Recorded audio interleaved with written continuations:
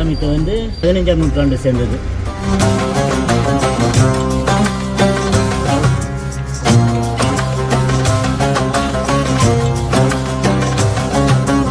மண்டபத்தின் கீழிருந்து கிடைக்கப்பட்ட தாண்டவ வானாதராயரின் பொக்கிஷம். இந்த கோயில்ல இருந்து இது வரைக்கும் வந்து 105 கல்வெட்டு பதிவு பண்ணிருக்கு அரசாங்கத்துல.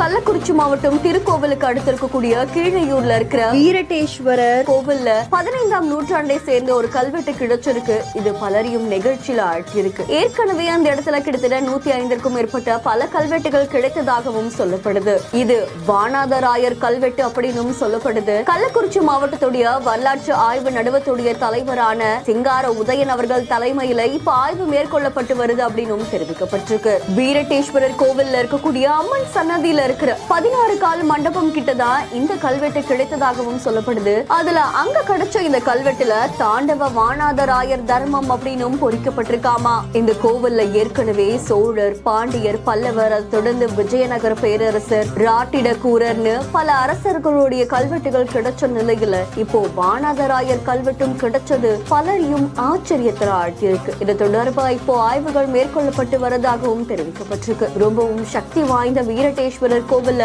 அடுத்தடுத்து பல கல்வெட்டுகள் கிடைக்கிறது அந்த கிராமத்தையே நெகிழ்ச்சியில் ஆழ்த்திருக்கு. இங்குள்ள அம்மன் சன்னதிக்கு எதிர்ப்புக்கம் உள்ள 16 கால் மண்டபத்தில் நிற்கிறோம். இதனுடைய எதிர்க்க வந்து சிம்ம மண்டபம் ஒன்று இருக்குது. இதை நாங்கள் நேற்று ஆய்வு பண்ணோம். ஆய்வு பண்ணி பார்க்கும்போது இதன் அடியில் வந்து தாண்டவ வானாதராய தர்மம்னு இருக்குது.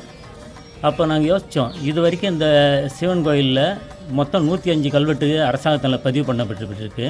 முதலாவது சோழனுடைய கல்வெட்டு, பாண்டியர் மற்றும் வந்து ராட்டிரகூடர்கள், விஜயநகர பேரரசு போன்ற 5 மன்னருடைய கல்வெட்டு தான் இங்கே இருக்குது. ஆனால் வந்து முதலாக வந்து ஒரு வானாதராயருடைய கல்வெட்டு நேற்று தான் நாங்கள் கண்டுபிடிச்சிருக்கிறோம் கள்ளக்குறிச்சி வரலாற்று ஆய்வு நடுவத்தின் சார்பாக. இதை பார்க்கும்போது என்னன்னு கேட்டிங்கனாக்கா, இந்த 16 கால் மண்டபம் மிகவும் பிரம்மாண்டமாகவும் நேர்த்தியாகவும் வடிவமைக்கப்பட்டிருக்குது.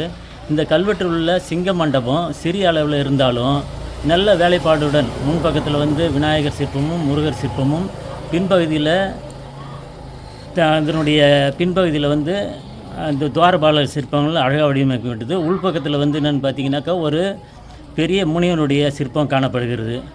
இந்த மண்டபத்தினுடைய சிங்க முகம் மிகவும் அழகாகவும் நேர்த்தியாகவும் வடிவமைப்பட்டது.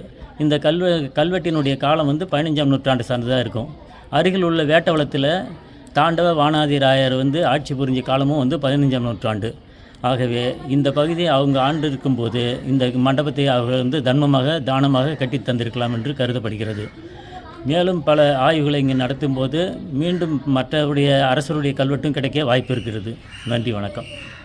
செய்தி தொடர்பான உங்களுடைய கருத்துக்களை கமெண்ட்ல சொல்லுங்க. மேலும் செய்திகளுக்கு பிஹைண்ட் நியூஸை ஃபாலோ பண்ணிக்கோங்க. செய்திகளை வழங்குவோர் Lexco holidays, MCR pure cotton club, doctor Sreevarma wellness.